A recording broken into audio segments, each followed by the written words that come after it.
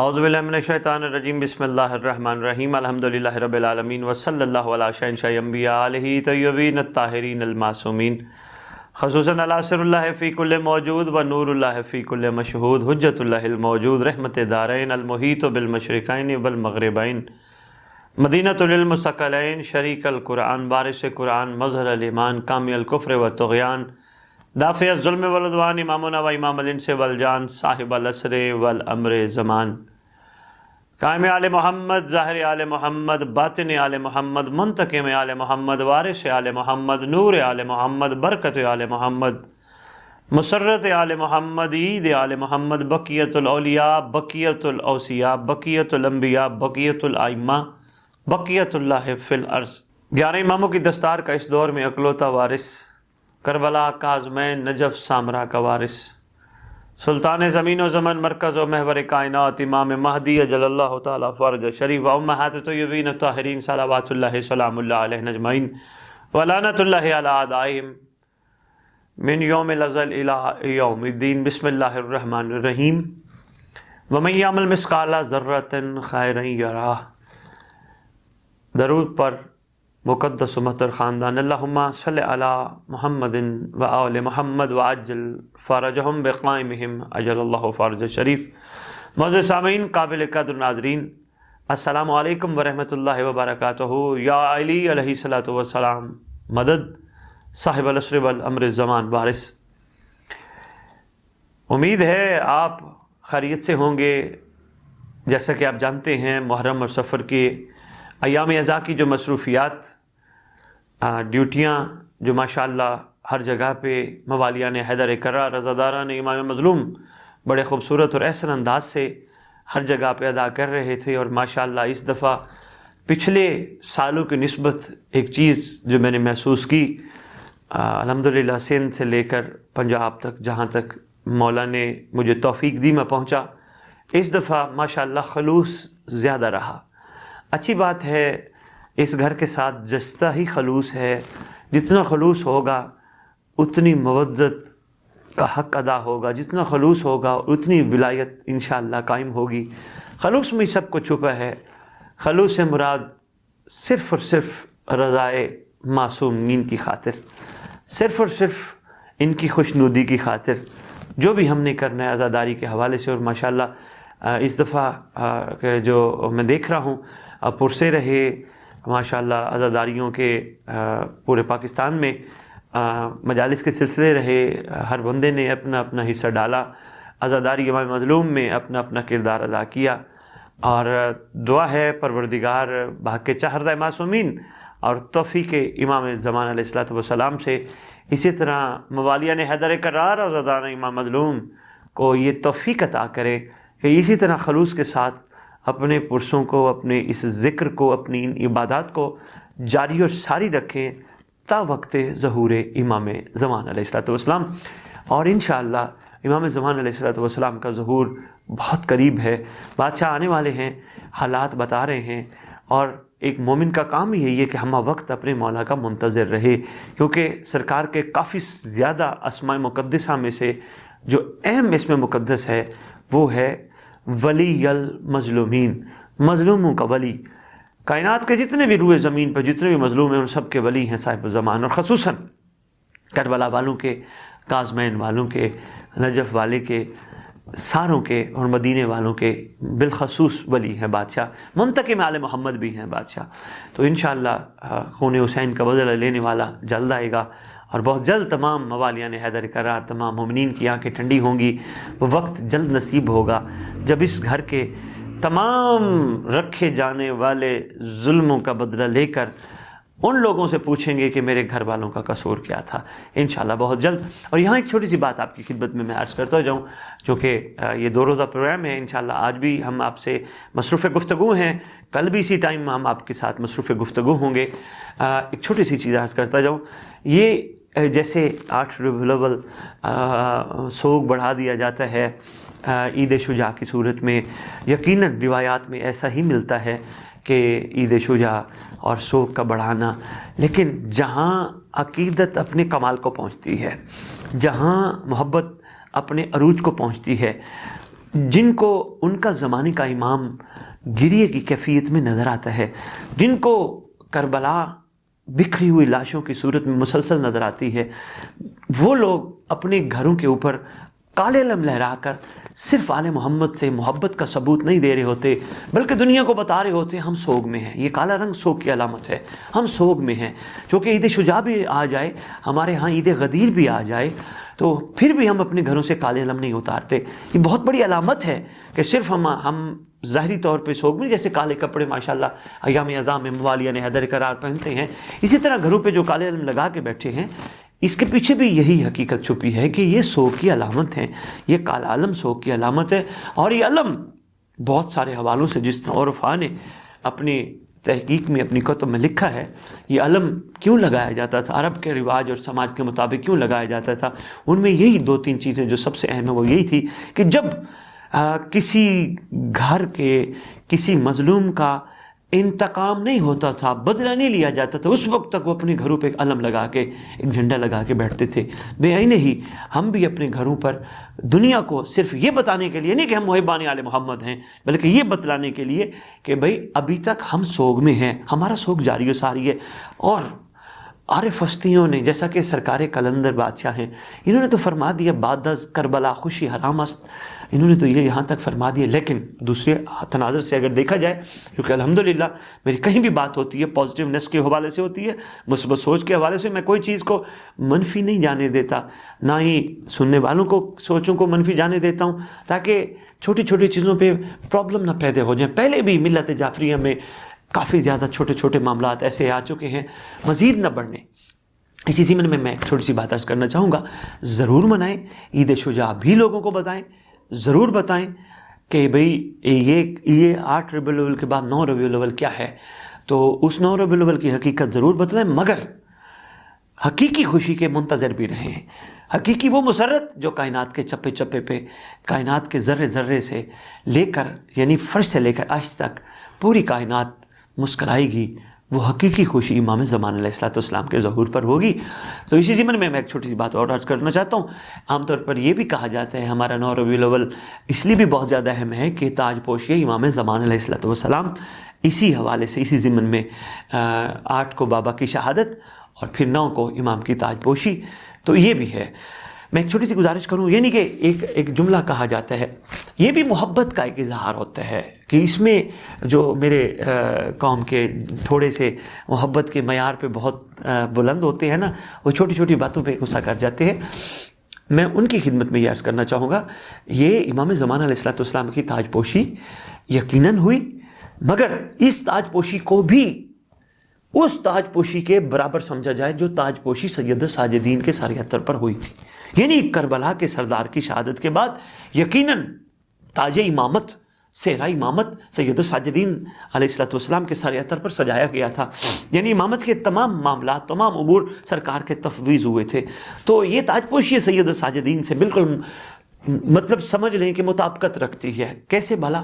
وہاں بھی یہی ماجرا تھا کہ جہاں اتنے لاشیں تھے، وہ گھر اتر بکھر چکا تھا، امت نے ان کو حق نہیں دیا، ان کا مقام نہیں پہچانا۔ بے عین ہی اسی کیفیت میں سید الساجدین علیہ السلام کی اگر تاج پوشی ہوئی ہوگی تو کس کیفیت میں ہوئی ہوگی؟ اور اگر اس تناظر میں ہم امام زمان علیہ السلام کی تاج پوشی کی بات کریں تو امام حسن عسکری علیہ السلام کی شہادت بھی بڑی دردناک شہادت ہے، وہ بھی میں انشاءاللہ کوشش کروں گا آج یا کل کے پروگرام میں اس پہ بھی روشنی ڈالوں کہ سرکار کی شہادت کس طرح ہوئی تھی، معمولی شہادت نہیں ہے۔ تو بے عین ہی ایک کیفیت کا اندازہ کریں کہ جس گھر میں سوگ ہو، غم ہو، دنیا کی طرف سے، دشمنوں کی طرف سے گھر میں چھاپے پڑ رہے ہوں، اور ایک چھوٹا سا کم سن شہزادہ ہو جس کا سن اتر 4.5-5 سال کا ہو، اس شہزادے کی یا اس شہزادے کی والدہ معظمہ کائنات کی کیا کیفیت ہوگی؟ یقیناً ایک دکھ اور درد بھری داستان ہے۔ امام زمان علیہ السلام کے بابا کی شہادت بھی، چونکہ ممبر سے بیان بہت کم ہوتی ہے، اس لیے اس چیز کا اتنا ادراک نہیں ہمیں، تو اس چیز کو ضرور مد نظر رکھنا ہے۔ تاج پوشی امام زمان علیہ السلام کی مبارکباد دینے سے پہلے یہ ضرور سوچنا ہے کہ کس کو ہم تاج پوشی کی مبارکباد دے رہے ہیں، کہ جو پہلے ہی غمگین ہے، جو پہلے ہی دکھی ہے، ان کو ہم مبارکباد دے کے شاید کہیں مزید دکھی نہ کر دیں کہ ایک دن پہلے ہم کہہ رہے ہیں مولا آپ کے بابا کی شہادت کا بڑا ارمان ہے، ہم چپ جلوس نکال رہے ہیں، چپ تعزیے نکال رہے ہیں، ہم خاموش ماتم کر رہے ہیں، منہ پہ ماتم کر رہے ہیں، سینے پہ ماتم کر رہے ہیں، اگلے دن ہم تاج پوش امام کی مبارکباد دے رہے ہیں۔ تھوڑا سا اس پہ ہم نے غور کرنا ہے، فکر کرنا ہے۔ اچھی لگے تو بات بسم اللہ، نہ اچھی لگے تو کوئی بات نہیں، میری بات کوئی آپ کے لیے حجت کا مقام نہیں رکھتی کہ جو میں کہہ رہا ہوں اس کو مانیں گے، مگر سوچئے گا ضرور جو میں آپ کو ایک نکتہ آپ کی خدمت میں پیش کرنے کی کوشش کر رہا ہوں، یہ بڑا ضروری ہے، کیونکہ اس ہستی کو مبارکباد دینا جو پہلے ہی لاشوں پہ بیٹھا ہو، اس ہستی کو مبارکباد دینا کیسا۔ کبھی ہم نے 11 محرم کو سید ساجدین علیہ السلام کو مبارکباد پیش کی ہے؟ کبھی بھی نہیں، ہماری ہمت ہی نہیں ہوتی، ہماری جرت نہیں ہوتی۔ اس کے پیچھے جو بات ہے وہ یہ ہے کہ کربلا ہم اتنا زیادہ سن چکے ہیں، وہ کربلا کے واقعات ہم اتنا زیادہ سن چکے ہیں کہ اس کے بعد ہماری ہمت نہیں پڑتی سید ساجدین علیہ السلام کو مبارکباد پیش کرے۔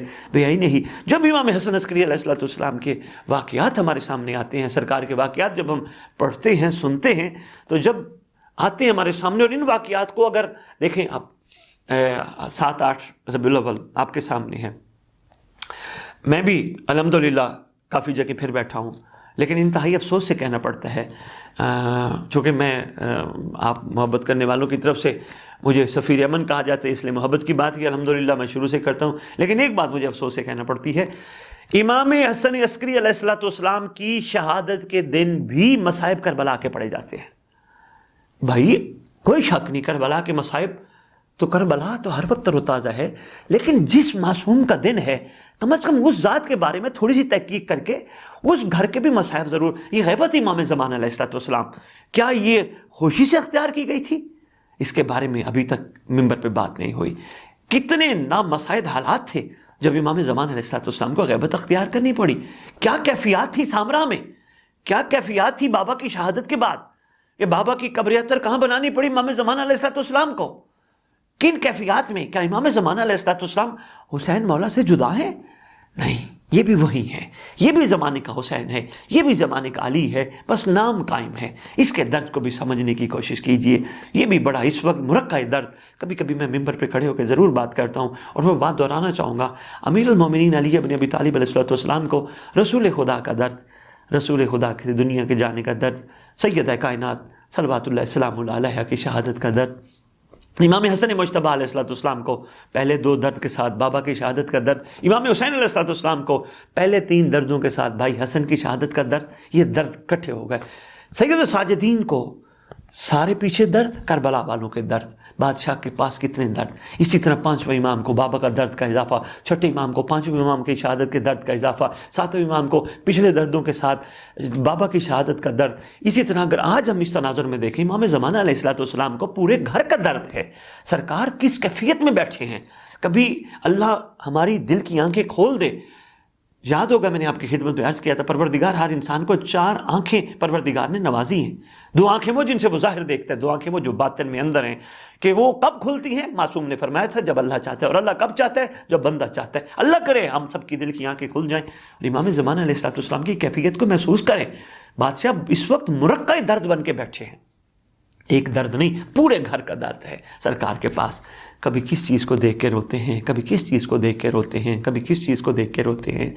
تو اس حوالے سے میں یہی عرض کرنا چاہوں گا، امام زمان علیہ السلام کو تاج پوشی کی مبارکباد دینے سے پہلے سوچیے گا ضرور، بادشاہ بہت دکھی ہے، بادشاہ کی جو کیفیت ہے وہ ناقابل بیان ہے۔ موالیان حیدر کرار، امام جانتے ہیں میری ہمت نہیں پڑتی، میں مصائب کوشش کرتا ہوں میں تھوڑے سے، آپ موالیان حیدر کرار کی خواہش ہے کہ سید مصائب زیادہ پڑھیں، یہ عام کہانی نہیں ہے، یہ عام گھر کی کہانی نہیں ہے۔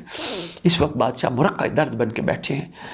حق یہ بنتا ہے ایک دردوں سے بھرے ہوئے کسی خانوادے کے لیے، کسی شہزادے کے لیے ہمدردی کے الفاظ ہونے چاہیے۔ مولا تیرا گھر اجڑ گیا، تیرا گھر بکھر گیا۔ کسی خاندان کو ملنے جو سارا خاندان کٹھے ملتا ہے، یہاں خاندان بکھر گیا ہے، کسی کی لاش کہاں ہے، کسی کی مزار کہاں ہے، کسی کی قبر کہاں ہے، بکھر گیا ہے۔ یہ کائنات کا شاہی خاندان بکھر گیا۔ کسی مظلوم کے ڈھارس کے طور پہ تو الفاظ بیان کیے جا سکتے ہیں نا مولا، اتنا بھی کہتے رہو تو بڑی بات ہے۔ مولا تیرے گھر کے اجڑنے کا بڑا ارمان ہے، مولا تیری بابا کی دردناک شہادت کا بڑا ارمان ہے، مولا تیرے کربلا والوں کا بڑا ارمان ہے، کوشش کیا کرو، مجلس میں بھی کہا کرو، ماتم میں بھی کہا کرو، کوشش کیا کرو، لنگر میں بھی کہا کرو، نیاز میں بھی کہا کرو، مولا تیرے گھر کے لٹنے کا بڑا ارمان ہے، مولا امت نے اس بے دردی سے لوٹا، مولا ان دنیا والوں کو بتا جنہوں نے تیرے گھر کو لوٹا ہے، بتا یہ گھر بے وارث نہیں تھا، تو وارث موجود ہے۔ تو دعا کرتے ہیں کہ انشاءاللہ بہت جلد ہماری گناہگار آنکھیں بادشاہ کا ظہور دیکھیں اور بادشاہ کے اس روئے زمین پر اس نظام الہیہ کے نفاذ کا دور دیکھیں، پوری کائنات میں عدل کا دور دیکھیں، محبت اور امن کا دور دیکھیں، ایسا دور دیکھیں جس دور کی بارے میں رسول اکرم صلی اللہ علیہ وآلہ وسلم بھی فرما گئے، امیر المومنین علی بن ابی طالب علیہ السلام بھی فرما گئے، امام حسن مجتبیٰ سبز قبا علیہ السلام بھی فرما گئے، حتیٰ کہ کربلا والے سردار نے بھی، سارے کے سارے ائمہ نے فرمایا، حتیٰ کہ کربلا والے سردار نے بھی شب عاشور اپنی انگشت امامت سرکار نے دراز فرما کے شہدائے کربلا کو، جو عارف موجود تھے، جو لالچ سے بے نیاز تھے، جو طمع سے بے نیاز تھے، جو ان چیزوں سے بے نیاز تھے، ان کو کسی چیز کی طلب نہیں تھی، یہی تو کربلا کا کمال ہے۔ ان لوگوں کو سرکار نے جب انگشت امامت دراز کی، بادشاہ نے ان کو وہ دور دکھایا، یہ پوچھنے لگے آقا یہ کون ہے جنہوں نے کچھ لوگوں کو بالوں سے پکڑا ہے؟ فرمایا یہ ہمارے منتقم ہیں، یہ ہمارے خون کے وارث ہیں، جنہوں نے ہمارے قاتلوں کو بالوں سے پکڑ کے سزا دے رہے ہیں۔ پروردگار ہمیں وہ دور دکھائے۔ تو جیسا کہ آج ہمارے پروگرام، ہماری تمہیدی گفتگو ہی ماشاءاللہ کافی زیادہ چل پڑی، امام حسن عسکری علیہ السلام کے حوالے سے میں ایک دو فرامین اور ایک چھوٹا سا واقعہ آپ کی خدمت میں پیش کرنا چاہوں گا۔ امام حسن عسکری علیہ السلام کون شہزادے ہیں؟ ہم سب جانتے ہیں، 10ویں امام علیہ السلام کے فرزند ہیں، شہزادہ امام حسن عسکری علیہ السلام۔ اس گھر اتر کے دو ہی حسن ہیں، پہلے حسن امام حسن مجتبیٰ علیہ السلام، دوسرے حسن امام حسن عسکری علیہ السلام۔ ان دو حسن شہزادوں کے اس گھر اتر میں ظاہری زندگی کا سلسلہ تھوڑا سا مختلف ہے۔ پہلے حسن بادشاہ کا دور کا سلسلہ اور ہے، تھوڑا سا اس حسن کے دور کا سلسلہ مختلف ہے۔ اس حسن عسکری علیہ السلام کو وہ دور دیکھنا نصیب ہوا کہ اس بادشاہ کو 3 دفعہ اسیر کیا گیا، ادوار اسیری ہیں، پہلا دور اسیری، دوسرا دور اسیری، تیسرا دور اسیری اس بادشاہ کو۔ تو اس بادشاہ کے ضمن میں میں چاہتا ہوں ایک دو فرمان میں ضرور آپ کے سامنے رکھوں، چونکہ جس ہستی کی گفتگو ہو رہی ہے، جس ہستی پہ گفتگو ہو رہی ہے، ان کے فرامین لازمی موالیان حیدر قرار تک پہنچائے جانے چاہیے کہ یہ سرکار کے فرمان کے، مثلا سرکار ایک جگہ فرماتے ہیں کہ جو اپنے مومن بھائی کو تنہائی میں نصیحت کرتا ہے اس کی شان بلند کر دیتا ہے، اور جو اعلانیہ کرتا ہے وہ اس برادر کو رسوا کر دیتا ہے۔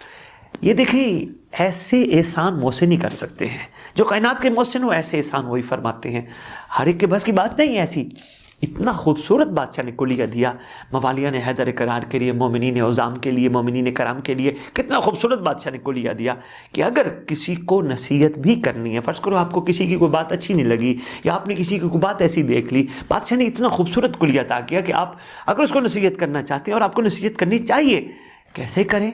علل اعلان نہ کریں، سب کے سامنے بات نہ کریں، اس کو رسوا نہ کریں، ہاں کندھے سے پکڑ کر، ہاتھ سے پکڑ کر، بھائی میں ایک چھوٹی سی بات کرنا چاہتا ہوں، آپ ادھر ادھر تشریف لے آئیں۔ کتنا خوبصورت انداز ہے، اکیلے جب کریں گے ہو سکتا ہے جو آپ سارے بندوں میں بات ایک ہی ہوگی، جو آپ سب بندوں میں بات کرنا چاہیں گے ہو سکتا ہے اس کا اثر کچھ اور جائے، اور جب آپ اکیلے بات کرنا چاہیں گے ہو سکتا ہے اس کا اثر کچھ اور جائے، اور یقیناً ہو کیا سکتا ہے، یقیناً اس کا اثر بہت کمال جائے گا جب اکیلے اس کا کندھا ہلا کے، ہاتھ ہلا کے کہیں گے بھائی آپ مولا کے چاہنے والے ہیں، آپ تشریف لائیے، ایک چھوٹی سی بات کرنی تھی۔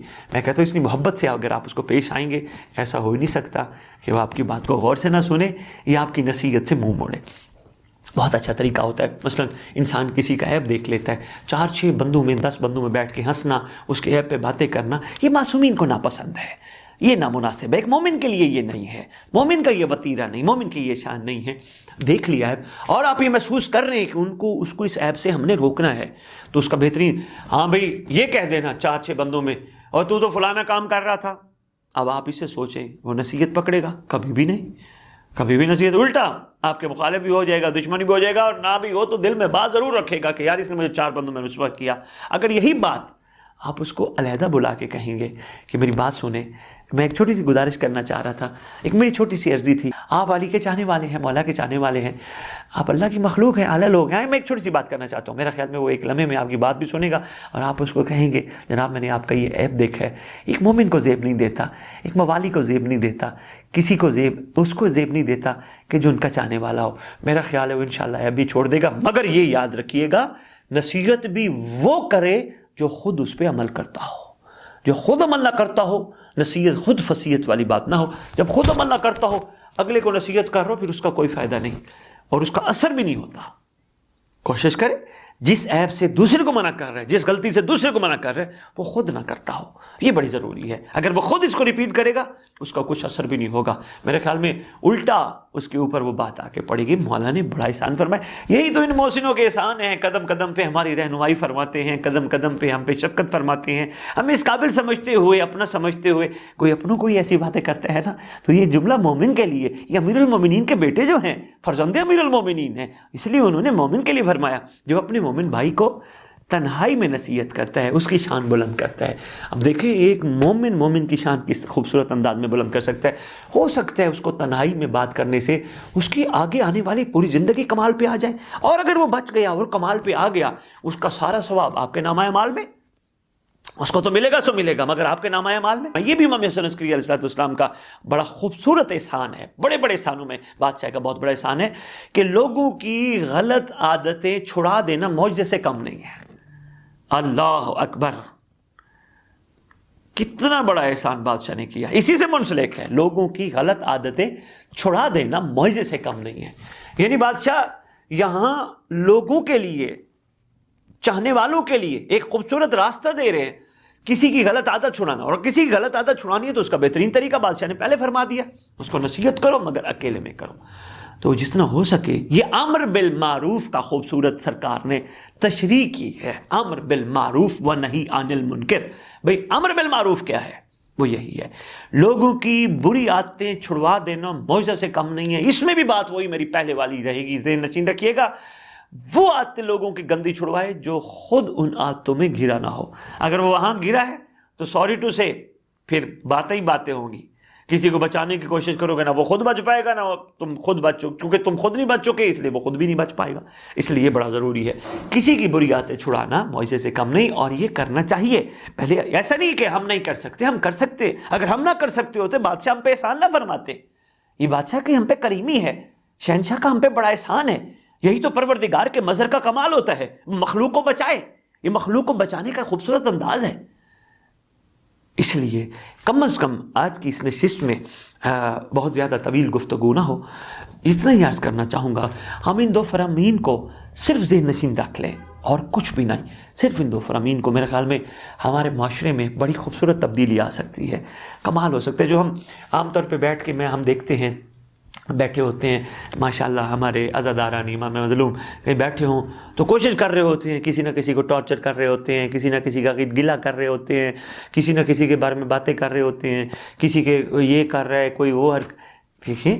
ہم ایک تو اب میں کیا جملہ کہوں، آسان سے آسان چھوٹے سے چھوٹا جملہ یہی کہہ سکتا ہوں، ہم عام نہیں ہیں. جن کو محبت آل محمد نصیب ہو، جن کو اس گھر کا کرم نصیب ہو، جس کو گھٹی میں علی ولی اللہ نصیب ہو، جس کو ماں کی گود سے ماتم میں امام مظلوم نصیب ہو، جس کو کربلا نصیب ہو، جس کو خاک شفا نصیب ہو، جس کو علم عباس نصیب ہو، وہ عام تھوڑا ہوتا ہے، وہ عام تو نہیں ہوتا، وہ تو خاص ہوتا ہے. اور ایسے لوگ جن کو یہ چیزیں نصیب ہوں، دیکھیں آپ کے پاس، آپ اس وقت ایک کمال پہ پہنچ سکتے ہیں، کیونکہ لا الہ الا اللہ بھی آپ کے پاس، محمد رسول اللہ بھی آپ کے پاس، علی ولی اللہ بھی آپ کے پاس. آپ تو کمال پہ پہنچ سکتے ہیں، آپ تو ایک مثال بن سکتے ہیں پوری روئے زمین پر. اگر بننا چاہیں تو لوگ آپ کو دیکھ کے کہیں علی والے ایسے ہیں تو علی کیسا ہوگا. اس چیز کی ضرورت ہے. دیکھیے یہ کیسے پیدا ہوگی؟ کیا اسی طرح ہم سب زندگیاں گزار کے دنیا سے چلے جائیں گے اور پھر آنے والی نسلیں بھئی وہ آ کے کریں گے؟ نہیں، ہماری رسپانسبلٹیز ہے، ہماری ذمہ داریاں ہیں. اگر ہم نے اپنی ذمہ داریاں ایسے طریقے سے سر انجام نہ دی تو یقین جانیے ہم سے پوچھ گچھ ہونی ہے. بھئی تمہیں اس قابل سمجھا گیا تھا. کیونکہ یہاں میں ایک بات اکثر کرتا ہوں کہ ایک عام کسان بھی کہیں بیج ڈالتا ہے، ایسی زمین پہ بیج نہیں ڈالتا جو پتھریلی ہو، جہاں سے فصل کا چانس ہی نہ ہو۔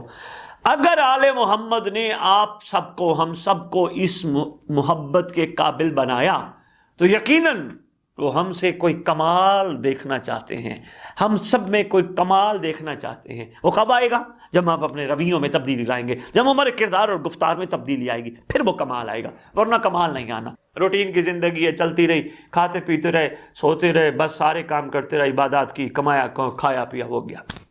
بعد میں یہی ہوتا ہے، اللہ اس کی مغفرت کرے، اللہ اس کی مغفرت کرے، اللہ اس کی مغفرت کرے، یہی کچھ ہوتا ہے۔ لیس للانسان الا ما سعی، انسان کے لیے کچھ بھی نہیں مگر وہ جو وہ کرتا ہے۔ کوئی کسی کا وزن نہیں اٹھاتا۔ کوشش کیجئے، اپنی ذات کو بہتر کیجئے، آپ کے پاس خوبصورت وقت ہے، پروردگار نے آپ کو کسی کا محتاج نہیں کیا۔ الحمدللہ ہر کوئی اپنے گھروں میں اچھا کھا رہا ہے۔ اپنی ذات کو پیوریفائی کر کے اپنے مولا تک پہنچانے کی کوشش کیجئے، انہی چیزوں سے کے ذریعے پہنچیں گے ہم سب۔ یعنی جب ہم یہ دیکھیں نا، اب صرف یہ کہہ دینا اور اس بات پہ نعرہ مار دینا، جیسے کہ عام طور پہ ممبر پہ میں بھی گزارش کرتا رہتا ہوں اکثر، تو جب ایسی کوئی بات کرتے ہیں، مثلا یہی بات اگر ممبر پہ کی جائے، 11ویں امام کا فرمان ہے لوگوں کی بری عادتیں چھڑوا دینا معجزے سے کم نہیں ہے، نعرہ حیدری لگے گا، آٹومیٹکلی لگنا ہے، اتنی بڑی بات ہے۔ کیا نعرہ حیدری لگانے سے اس بات کا حق ادا ہو جائے گا؟ کبھی بھی نہیں۔ تب تک حق ادا نہیں ہوگا جب تک یہ بات کرنے والا خود ان عادتوں سے آزاد نہ ہو، پھر اس بات کا حق۔ اور جب سننے والے صرف خالی نعرہ حیدری نہ لگائیں بلکہ اس بات کی گہرائی تک پہنچنے کی کوشش کریں اور یہ محسوس کریں، ہر بندہ اپنے لیول پہ یہ محسوس کرے، یہ فرمان امام نے میرے لیے صادر فرمایا۔ جب انفرادی طور پہ ہر بندہ یہ اپنے لیول پہ سوچے گا کہ مولا نے میرے لیے احسان یہ فرمایا، یہ شفقت میرے لیے فرمائی، تو یہاں مزاج کچھ اور ہو جائے گا بندے کا۔ تو یہ تبدیلی آنی چاہیے۔ الحمدللہ یہ کوئی مشکل نہیں ہے۔ جب ہم اپنی زندگی میں ایسی چیزیں لانے کی کوشش کرتے ہیں تو ہم کر ڈالتے ہیں۔ ہمیں کوئی ٹارگٹ آ جائے ذہن میں بھی، ہم نے اتنے یورو، اتنے پاؤنڈ، اتنے پیسے، اتنے روپیز، اتنے ڈالر اکٹھے کرنے، ہم کر نہیں لیتے۔ ہمیں یہ ذہن میں ایک چیز آ جائے، ہم نے یہ فلاں چیز گاڑی لینی ہے، فلاں ہم نے اپنے گھر کے پردے لگانے ہیں، فلاں کارپیٹ ڈالنا ہے، فلاں چیز، ہم کر نہیں لیتے۔ ہم دنیا کے ٹارگٹس کو تو حاصل کر لیتے ہیں، لیکن اس ٹارگٹ کو حاصل کرنے کی کیوں نہیں کوشش کر رہے کہ جو ہمارا حق ہے اور جو ہمیں دینے کے لیے پروردگار کا مظہر تیار بیٹھا ہے، اس ٹارگٹ کو حاصل کرنے کی کوشش ہمیں کرنی ہوگی۔